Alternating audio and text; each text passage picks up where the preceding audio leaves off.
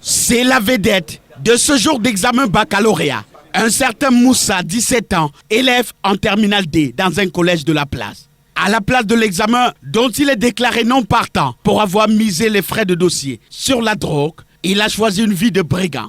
La jeunesse, au lieu de s'adonner à l'école, se laisse aller à des pratiques trop faciles pour avoir de l'argent, mais qui les conduit malheureusement aussi en prison.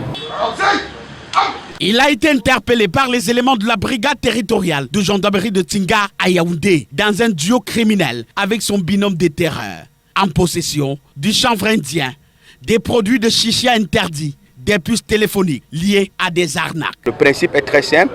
Ils vous arnaquent, se font passer pour XY et dès que vous avez versé de l'argent, à l'instant, ils détruisent les puces ou ils changent de puce.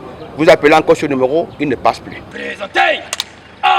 À quelques kilomètres de là, la veille, à la Cité Verte, un autre coup de filet. La patrouille de la brigade de gendarmerie de Carrière a débarqué sur renseignement dans une maison discrète. C'est 9 individus qui étaient dans une maison d'habitation et qui se livraient à la consommation et à la vente du chanvre indien que vous voyez là et au jeu de hasard.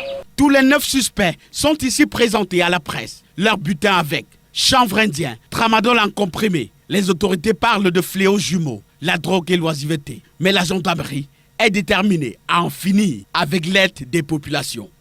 Avec la gendarmerie dans notre circonscription, nous sommes en bon terme. Le message est clair.